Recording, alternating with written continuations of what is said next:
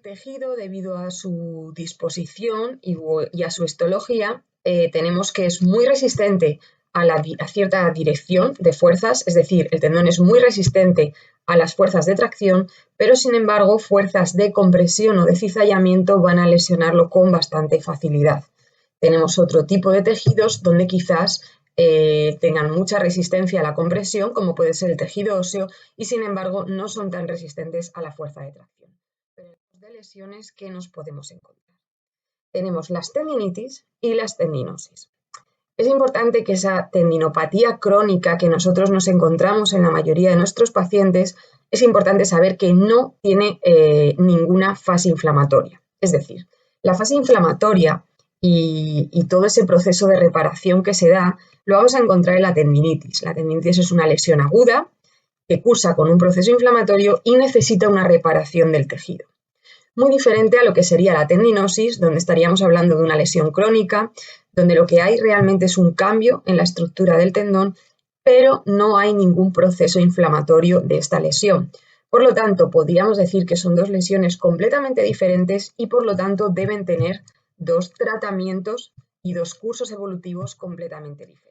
En el caso de la tendinitis, una de las teorías más aceptadas es que un estrés mecánico exagerado puntual, es decir, un estrés mecánico agudo, va a generar un aumento de las proteocinasas y este aumento de estas sustancias lo que van a acelerar es la apoptosis celular, es decir, esa muerte celular programada en una zona de nuestro tendón. La muerte de todas estas células de forma repentina en una zona del tendón va a generar una bajada de la síntesis de colágeno y por tanto una degeneración del tendón que van a acabar en una rotura. Por lo tanto, teniendo ya una rotura de nuestro tendón, vamos a iniciar un proceso de regeneración de esa fase inflamatoria. ¿Qué es lo que ocurre en esta fase inflamatoria que tiene que generarse para que se produzca el proceso de regeneración? Principalmente nuestros pacientes lo que llegan es con una tendinosis, con un tendón degenerado, un tendón crónico. La lesión, la histopatología de esta lesión se puede explicar principalmente por la teoría del continuum de Jill Cook que desarrolló en 2009. Ella habla de 4 fases bien diferenciadas, una fase del tendón sano, donde nos vamos a encontrar pocas células, pocos tenocitos y unas fibras de colágeno muy organizadas. Tendremos también una fase reactiva, donde lo que va a pasar es que el tendón no es capaz de soportar la carga a la que le estamos sometiendo y por lo tanto lo que va a hacer es aumentar su fase transversal, su sección transversal. ¿Cómo lo hace? Bueno, pues la forma que tiene de aumentar su sección transversal es generar más células, más tenocitos, y estos van a hacer que las fibras de colágeno se separen poco a poco y aumentar así esa sección. Por último, esa fase de deterioro de ese tendón deteriorado es una fase donde va a estar aumentado todo lo que sucedía en esa fase degenerativa. Mayor número de células, la vascularización ya es muy importante y la sustancia fundamental, así como la organización del colágeno, empieza a ser caótica. Realmente de esta fase de tendón deteriorado no podríamos llegar ya nunca al tendón sano. Una cosa importante es la clínica, como siempre, respecto a las tendinopatías, son pacientes que nos van a decir que tienen dolor al empezar el ejercicio, pero que una vez que calienta el dolor va disminuyendo. Esto es una primera fase. En una segunda fase el paciente va a presentar dolor al iniciar el ejercicio. Cuando calienta desaparecerá, pero un tiempo después de realizar la actividad física, cuando se enfría el tendón, lo que vamos a encontrar es que vuelve a doler. Eso sería una segunda fase.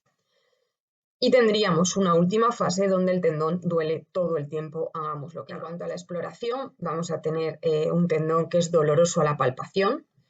Vamos a verlo posiblemente engrosado, no inflamado. Recordar, lo que sucede es que aumenta su sección transversal, ese tendón va a estar engrosado. Va a poder aparecer, ¿por qué no? Es cierto, cierta inflamación en el paratendón, pero no en la propia estructura del tendón. Tendremos que ver ciertas situaciones biomecánicas o ortopédicas que puedan favorecer esta lesión, como puede ser varovalgo de talón en el caso de la tendinopatía aquilea. Tendremos que valorar un poco qué situación tiene la pelvis, anteversión, retroversión para las tendinopatías de isquiotibiales y, por supuesto, valorar cómo se encuentra la rótula o nuestras rotaciones tibiales que estén libres para el tendón rotuliano, así como muchas más valoraciones ortopédicas que habría que realizar. Muchísimos. Tenemos que evidentemente todos tienen evidencia científica, se trabajó mucho el trabajo excéntrico, ejercicio terapéutico excéntrico, quizás la persona más estudiado sobre esto, aunque ahora está en auge y muchos son los investigadores que están trabajando sobre ello, es Alfredson, ¿vale? Y su protocolo de excéntricos. En mi opinión, son totalmente necesarios para la recuperación de los tendones, son los que más van a someter a tensión al tendón y por lo tanto vamos a conseguir ese paso que hablábamos del colágeno inmaduro tipo 3 al colágeno tipo 1. Podemos utilizar también, ¿por qué no?, ejercicios isométricos, donde lo que vamos a conseguir principalmente es una disminución de ese dolor de nuestro tendón. A nivel de la terapia de ultrasonido, hay ciertos autores que han demostrado que con intensidades muy bajas, de 0,05 vatios por centímetro cuadrado, vamos a poder actuar sobre esa fuerza de los enlaces covalentes, de los que hablábamos que unían esas miofibrillas del colágeno, por lo tanto, de una frecuencia de corriente que va a venir determinada por la manifestación de la fuerza que nosotros queramos mejorar o que nosotros estemos trabajando.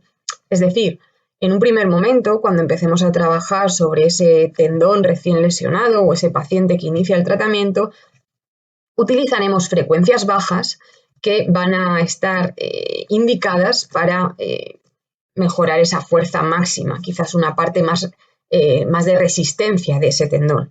Emplearemos, por tanto, frecuencias de 40, 50 hercios e irán ligadas a un tiempo de on, es decir, un tiempo de paso de corriente y un tiempo de off o tiempo de descanso entre trenes específicos. Específicos y adecuados a esa frecuencia y a esa manifestación de la fuerza que queremos mejorar. Es importante también recordar que estamos ante tendones patológicos, tendones lesionados, por lo tanto será importante trabajar con rampas, es decir, que esa subida de la intensidad hasta la que yo he programado, hasta los miliamperios que he programado, se produzca de forma progresiva para no aumentar esa lesión. Sería la rampa de subida e igualmente podemos bajar de forma paulatina esa intensidad hasta el tiempo de off, de forma que tendríamos una rampa de bajada. En cuanto al ejercicio terapéutico, ejercicios que podemos hacer, por supuesto hay muchos. Os presento 3 de posibles que se pueden realizar en una tendinopatía rotuliana. En un primer momento parece un ejercicio muy suave, pero es bastante importante. Vamos a pedirle al paciente que, agarrado su muslo, descienda a la rodilla, vaya haciendo una flexión lo más lenta posible.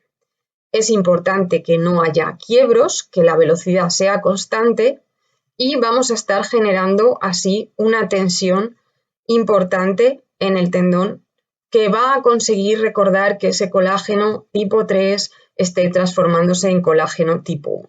El segundo ejercicio trabajaríamos en isométrico, vamos a pedirle al paciente que mantenga esa posición de sentadilla con la espalda en la pared y, ¿por qué no?, trabajar la fase excéntrica, esa bajada de forma lenta, fase isométrica, mantenemos en esa posición. Los ejercicios que podemos realizar, en primer lugar, ver esta imagen, cómo se ve claramente ese engrosamiento del tendón aquileo en esta paciente. Estos ejercicios, la verdad que los he actualizado hace poco gracias a mi compañero Ángel Basas, que ha desarrollado estos ejercicios, bueno, creo que de forma importante, ya que este excéntrico que realizamos poniéndonos de puntillas y bajando hasta el suelo es mucho más funcional cuando vemos que al final de llegar el talón al suelo se hace una flexión de rodillas y no utilizamos el escalón que hacíamos antiguamente.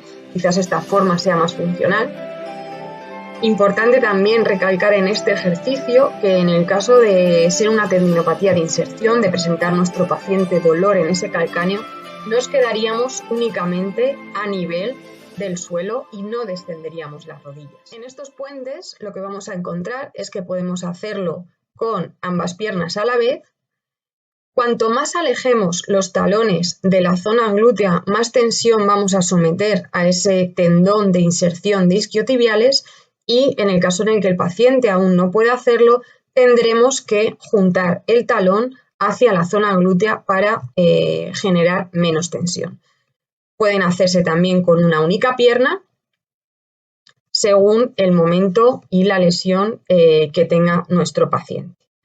En el segundo ejercicio podemos trabajar también con un elemento donde empeore la estabilidad, es decir, nosotros deberemos mantener la pelvis estable. Puede trabajarse también con una goma entre las piernas que nos obligue a trabajar a la vez el glúteo medio y vamos a realizar una flexión de rodillas.